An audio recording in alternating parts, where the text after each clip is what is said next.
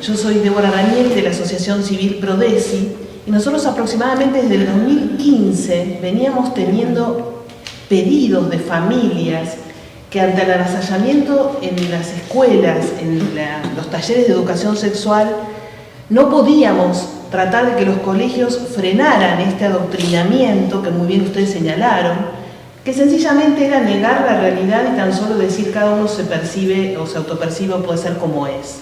Tengo muchos casos de estas familias que venían permanentemente a pedir que los colegios pusieran un freno.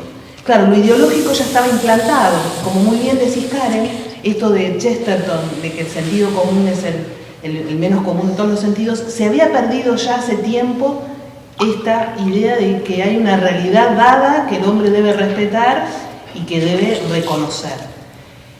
Cada vez que estos padres iban a las escuelas a decirles que no adoctrinaran a sus hijos, lo primero que les decían los docentes o los directores de la escuela es: no, tenemos que cumplir porque hay una ley de identidad de género que existe en Argentina en el 2012, que si nosotros no la enseñamos, estamos incumpliendo una ley. Sistemáticamente este era el argumento. Bien, transcurre el 2018, la ley de aborto pone en la Argentina toda una visibilización de jóvenes que son adoctrinados en la escuela. Empezamos a visitar escuelas y recuerdo que ahí a los jóvenes ya no se les podía hablar de ciencia ni de la evidencia del inicio de la vida, porque ya era mi derecho, lo que yo quiero, mi autopercepción. Ya ahí la batalla, les diría, estaba perdida. Bueno, padecimos la ley de aborto, sigue la ESI avasallando porque no tiene límite la ideología, ¿no? Va más. Y ahí llegamos al 2019-20 con esta pandemia, donde aparece entonces esta problemática hacia adentro de los hogares, que todas estas familias que están detrás, porque si aquí vieran las caras y los rostros concretos, sabemos el padecimiento de cada historia y de cada biografía concreta. Y ahí, hace un año, en agosto del 2024, voy a Estados Unidos, donde nos reunimos con un montón de asociaciones que nos dedicamos a ayudar a las familias, y en esa mesa donde yo pensé que nos iban a decir la prioridad es, por favor, respetar a los padres en la educación sexual que le dan a los hijos, sacan el informe CAS, lo ponen sobre la mesa y nos dicen: miren, queridas asociaciones de toda Latinoamérica, este informe es el que tenemos que dar a conocer, porque acá se está mostrando lo que venimos denunciando, que vienen experimentando con los niños hace tiempo. No tenía ni idea del informe CAS. Solamente en ese momento recuerdo una nota de Claudia Peiró en Infobae que hablaba de un grupo de madres en la Argentina que ni siquiera daban sus nombres, anónimamente contando lo que estaban padeciendo sus hijas. Me voy al aeropuerto y me recuerdo que María José Mancino había puesto en un chat Provida: por favor, escuchen, en esta radio va a estar una mamá, que acá está presente, contando el caso de su hija sin poder dar el nombre. La llamo María José del aeropuerto y digo: María José, necesito contactar a esta asociación que no sé cómo llegar a ellos. Y ahí es donde llego a Manada, viene Miriam a contarnos toda una tarde en Prodesi, que estaba Florencia. La conozco a Florencia, que en Córdoba deja la escribanía de lado para dedicarse a esto. Luego hacemos un panel en el Senado donde recuerdo a Daniela y sus lágrimas mientras hablábamos de este tema, familia por familia, y pude vislumbrar el drama terrible que estas familias padecen y que nosotros las vivimos muchas veces desde lo teórico. Y ahí llegó María, que así la vamos a llamar, nos visita en Prodesi y nos cuenta durante 2 horas y media toda su vida. Con Florencia ese día, yo no dormí por lo menos, no sé vos, pero yo no dormí literalmente, diciendo: no podemos quedarnos con los brazos cruzados. Y lo que primero nos dimos cuenta es que esto tenía que ser abordado interdisciplinariamente, porque hay muchas aristas en juego, que no es ni lo jurídico solamente, ni lo psicológico, ni el drama, ni lo político, digamos, ni el drama existencial que ustedes padecen. Ahora, estudiando el tema, nos dimos cuenta de una cantidad de elementos que lo primero que nos dicen es que esto no se va a deshacer de un día para el otro. No se va a deshacer de un día para el otro porque esto lleva años de construcción. Esto es lo que se construye capa sobre capa. No podemos de un plumazo borrar todo, poner una bomba, diríamos, y que esto desaparezca, porque hay una cantidad de elementos que hay que tener en cuenta. Entonces, fíjense ustedes, la ley de identidad de género, que pasó en la Argentina desapercibida totalmente, que se aprobó en diputados el 30 de noviembre a las 10 de la noche, a 2 horas de cerrarse las sesiones ordinarias, porque si no se aprobaba ahí no se llegaba. En los proyectos que llegan a diputados, ni ninguno de esos artículos se mencionaba a los menores. ¿Dónde se mete el tema menores? En el dictamen de comisión, a las apuradas, donde casi nadie podía saber de antemano lo que ese proyecto traía. Cuando se aprueba el dictamen y cuando se aprueba la ley de senadores y diputados, se introducen los artículos 5 y 11 del cambio de nombre y de las operaciones y hormonización en menores. Y si ustedes van a las versiones taquigráficas de lo que fue la discusión en el Congreso, ya se advertía en 2012 las problemáticas que hoy muy bien ustedes o padecen o han padecido o ven desde la psicología. Los diputados y senadores decían, ¿puede un menor consentir estas operaciones y estos tratamientos? ¿Pueden los padres incluso sustituir el deseo o la decisión de esos menores siendo un derecho personalísimo? ¿Sabemos si estos tratamientos son irreversibles o no? ¿Qué se sabía en el 2012 respecto a esto? Era todo futurismo y lo único que se hablaba era del derecho a no ser discriminado, de la tolerancia, etcétera, etcétera. Ahí estaba en juego, en todo su despliegue, lo dicen las versiones taquigráficas, cada vez que alguien decía algo en contra del colectivo LGTB, gritando en el recinto, acallando y apurando la decisión. Inmediatamente después de la ley sale un decreto reglamentario que especifica en 2 artículos qué operaciones se pueden hacer. La lista de esas operaciones, yo las desconozco algunas, en qué consisten y los nombres que tienen. Y los bloqueadores de pubertad y también las hormonas cruzadas. 2015 se reforma el Código Civil y se mete como caballo de Troya en el Código Civil el artículo 26, que habla de la autonomía progresiva del menor, como muy bien hablaban ayer. Esa autonomía progresiva que ni siquiera los juristas entienden cuando el código habla de tratamiento invasivo, no invasivo, a los 13 años se puede tal cosa, a los 16, un engrudo terrible, puesto a propósito confusión, ¿no? Porque la ideología confunde, y este fue entonces el caballo de Troya, que empezaron a decir, la ley de género es del 2012, el Código Civil es 2015, la ley de género se tiene que leer de acuerdo al Código Civil, que es posterior, cosa que es mentira, porque una ley especial no deroga una ley general, y entonces empiezan a tallar sistemáticamente los protocolos hospitalarios, 2020, el primer gran protocolo, 2023, el documento de consenso, donde ponen allí una batería de guías médicas de qué deben hacer los profesionales de salud cada vez que reciben un niño o un adolescente en un centro de salud, desfigurando el Código Civil, incluso la misma ley de género, mintiendo. Hay un protocolo que dice, aunque el Código Civil dice esto, nosotros decimos otra cosa, así, literalmente. Claro, si ustedes hablan con profesionales de salud, por ejemplo, de endocrinología, he tenido la posibilidad de hablar con una endocrinóloga pediátrica, y me dice, pero nosotros tenemos que cumplir este protocolo porque si no, no entramos en los concursos médicos, ¿entiende? Entonces, se metió por ahí, se metió por esos protocolos que no son ley, que no tienen ninguna vigencia. Bien. Llegamos a febrero del 20, no sé, parece un montón de tiempo que pasó, ¿no? Pero es poco. Febrero del 2025. Febrero del 2025, la verdad yo no sé cómo salió este DNU, por arte de magia aparece, no lo podíamos creer el mismo día que sale en todos los medios. ¿Y qué hace el DNU 6225? Toma el artículo 11 de la ley de género y dice, donde dice que se pueden operar, hormonizar y bloqueadores de pubertad, léase que esto está prohibido para menores, ni con autorización de los padres, ni con autorización del juez como lo preveía la ley. Muy buen decreto, pero un decreto de necesidad y urgencia que tiene jurídicamente su legitimidad dada por una decisión del presidente, diríamos. Muy bien fundamentado en sus considerandos, porque ahí lo que hace el decreto es tomar nota del informe CAS, de lo que pasa en el derecho comparado, y el decreto lo que dice, miren, nosotros no podemos mirar para otro lado sabiendo que se está diciendo en el mundo a gritos que lo que se venía haciendo era experimentar con menores. Y ahí es donde la Federación LGTB, con una fortaleza impresionante como la ha tenido en los últimos años, se presenta sistemáticamente en varias jurisdicciones del país, con amparos, con medidas cautelares, pidiendo que este DNU se suspenda, se derogue.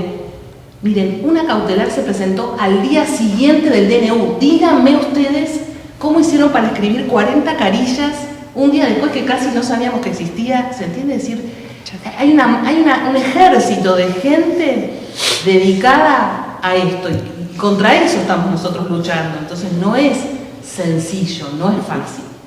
Bien, bueno, hoy la pelota, diríamos, de este partido está en el Poder Judicial, por lo menos en Argentina, donde los jueces, recibiendo todos estos amparos, han unificado ahora en un único juzgado todas estas causas, se están presentando un montón de asociaciones, y bueno, gracias a Florencia, al equipo de Prodesi y abogados amigos, fuimos con una batería de argumentos y de escritos extensos, presentamos a las familias de Manada, presentamos testimonios concretos, y logramos que, por ejemplo, en una audiencia donde estaban dos médicos, la médica endocrinóloga que reconocía que desde antes de la ley de género venía haciendo esto, no puede dar explicación a estos niños de que el efecto de los bloqueadores de pubertad y de la hormonización cruzada posiblemente sea la infertilidad de por vida.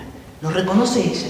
Eso hace que un defensor de menores diga, pero si este es el efecto, inmediatamente este defensor de menores, que antes era medio débil, pide se rechace la demanda. ¿Se entienden cómo no tenemos que callarnos e ir, entender que hay mucha ignorancia, entender que hay mucha confusión, ir con argumentos contundentes, con todo el saber y con toda la experiencia, ¿no? Es muy importante la voz de ustedes, porque ustedes son el testimonio claro de lo que han padecido en su propio cuerpo y cómo han caído en una cantidad de mentiras que les han dicho o quizás en debilidades que ustedes mismos han padecido. No sabemos cómo va a terminar esta causa judicial, posiblemente esta causa va a llegar hasta la Corte Suprema, porque por más que un juez de primera instancia la rechace, van a apelar a la Cámara y a la Corte, y ¿por qué no a la Corte Interamericana? Porque estos casos no terminan. Quiere decir que la batalla, por lo menos judicial, va a llevar años. Esto no se resuelve en lo que diga un juez o lo que diga una jurisdicción. Y esa batalla hay que darla con mucha paciencia, llevando testimonios, y yo agradezco especialmente a todas las familias de Manada que se presentan con valentía, aún sabiendo que todavía en sus casas tienen este drama de acompañamiento de sus hijos, y eso no es una batalla que pueda terminar mal, digo, porque están exponiendo sus propias vidas.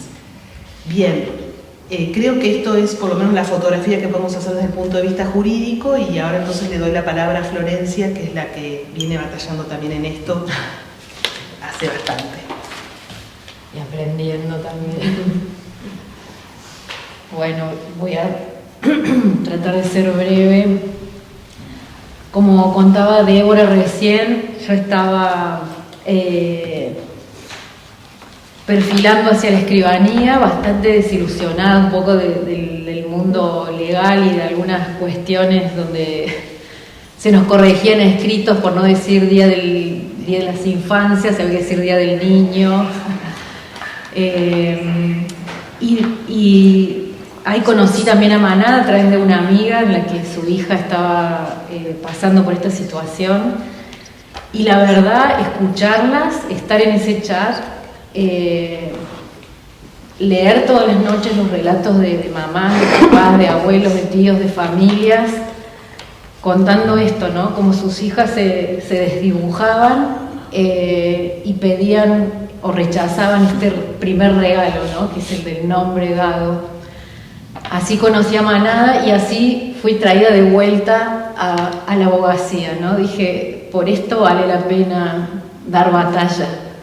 Las familias, las mamás, los papás, nuestros niños, nuestros adolescentes.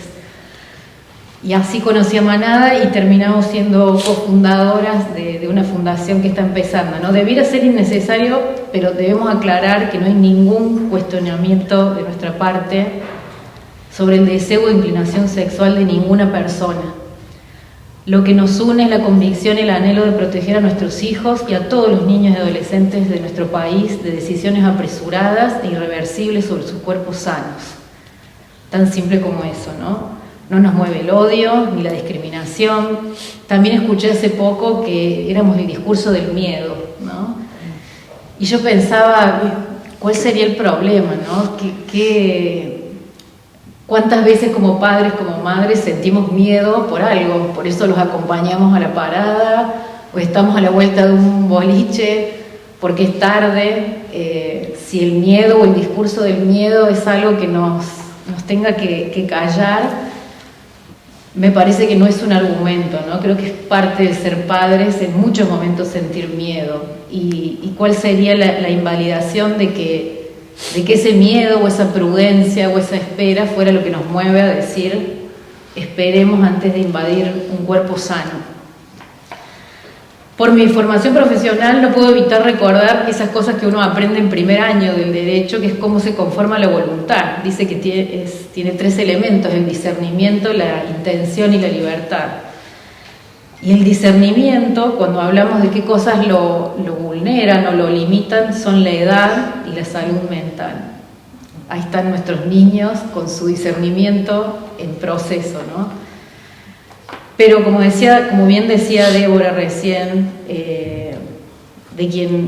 a quien estoy muy agradecida, a ella y a Prodeci, porque además de aprender es un honor ser parte de esta batalla.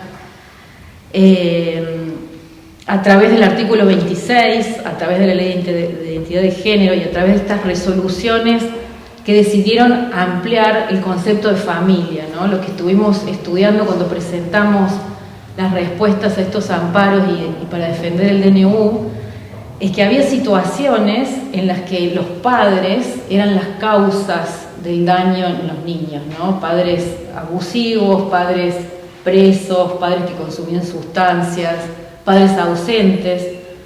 Para estas situaciones se tuvieron que regular y se tuvo que ampliar el concepto de familia, y ahí aparecieron los denominados referentes afectivos, personas que ejercen roles de cuidado formal o informalmente. ¿Y qué pasó? Al abrir esa puerta, en conjunto con la Ley de Identidad de Género y el artículo 26, nos encontramos con nuestros niños y nuestras niñas accediendo a hospitales públicos y privados también, acompañados de un amigo o amiga trans de 18 o 19 años, firmando junto con ellos o asintiendo junto con ellos y recibiendo recetas de hormonas y recomendaciones para cirugías en una sola entrevista. Ahí vemos cómo, por solucionar una situación que era la de estos niños con sus padres ausentes o siendo la causa del daño, se desprotegió absolutamente otra, que es la de la familia tradicional, cuando hay papás y mamás que sí se ocupan, que sí quieren estar presentes y quieren entender de qué se trata la hormonización y las cirugías. La verdad, de manera personal, jamás pensé que dedicaría mi trabajo profesional en un país que tiene prometido 7 veces en la Constitución Nacional que los padres tienen el derecho prioritario de cuidar y velar por el bienestar de sus hijos, inclusive por sobre el Estado, a defender el derecho a la duda y a la prudencia que tienen los padres sobre tratamientos irreversibles en los cuerpos sanos de sus hijos. Tomar como la regla algo que es la excepción, ¿no? La excepción es la familia disfuncional que daña, pero lamentablemente los tribunales, al tener cotidianamente esa mirada y esa versión, han puesto sobre todas las familias un manto de sospecha, ¿no? Todos estamos bajo sospecha y cualquier duda o pregunta que tengamos es puesto bajo ese lente, ¿no? Están vulnerando derechos. He acompañado a numerosas familias, lo hemos hecho con Débora, yo lo he hecho en mi provincia, pero de manera virtual, lo hemos hecho con decenas de familias a través de Zoom. Una familia en particular tuvimos que explicar ante 10 funcionarios de alto rango de las áreas de diversidad, IES y del Ministerio de Educación por qué debían respetar el pedido de la mamá y la recomendación de 2 psicólogas que estaban llevando el tratamiento de su hija de 13 años, quien había tenido un intento de suicidio, y demostrar ante ellos que la familia no era quien estaba vulnerando derechos de su hija y que la recomendación de los profesionales tratantes, que estaban detectando muy sabiamente como comorbilidades previas, eran válidas. tuve que acompañarla a recorrer 3 instituciones diferentes públicas del Ministerio de Salud, de Educación, perdón, de Córdoba, para sacar ese manto de duda y de sospecha si no era la mamá la responsable y la culpable de todo. He presentado escritos ante obras sociales pidiendo que respondan por escrito con firma, sello y matrícula de endocrinólogos y cirujanos que estaban recetando hormonas a un adolescente de 16 años y tramitando la autorización para una mastectomía, en los que les pedimos que se expidieran sobre el detalle del consentimiento informado que se le había brindado a la menor acerca del compromiso a nivel óseo, el compromiso a nivel cognitivo y neuronal, el compromiso a nivel de fertilidad futura, y que también respondiera el jefe médico de qué manera iba a responder la obra social ante el posible desistimiento de la menor o el deseo de transicionar. ¿Cubrirían los tratamientos de manera total o los considerarían estéticos y fuera del programa médico obligatorio? El expediente quedó observado sin respuestas ni avances hace 11 meses y nadie quiere firmar ni responder las 20 preguntas que hicimos. Ni la obra social, ni los endocrinólogos, ni los cirujanos. De esa manera los papás lograron lo que todos pedimos en esta mesa: tiempo, prudencia. He tenido en mis manos la fotocopia de consentimiento informado de una carilla y media que firmó estando sola la hija de 14 años de una mamá en San Fernando, provincia de Buenos Aires. La tuvimos con Débora a la vista y la presentamos como parte de la prueba documental, donde marcó con una cruz, sola a los 14 años, que entendía que esto afectaría su fertilidad de manera irreversible. No tienen que contarnos que sí se estaba hormonizando y operando menores en la Argentina, inclusive antes de la ley del 2012. Lo hemos visto, las hemos tenido ante nosotros y hemos visto los documentos que firmaron estando solas. Podría seguir, pero no quiero extenderme más. Conocemos a las familias de Manada, son familias presentes, comprometidas, que irían con y por sus hijos hasta el fin del mundo si eso les hiciera felices. No haría falta decirlo, pero no son homofóbicas, no somos transfóbicos, no pretendemos ni sostenemos terapia de conversión, amamos a nuestros hijos. Solo pedimos que se respete su derecho a educar y a protegerlos según nuestro criterio prudente y expectante. Solo pedimos que la Argentina honre lo establecido en nuestra Constitución acerca de la no intervención estatal en las familias, que se expida claramente sobre lo que significa invasivo y no invasivo en el artículo 26, y que proteja a las personas que deciden desistir o que hoy lidian con las secuelas de la transición en sus cuerpos. Eso es todo. Muchas gracias.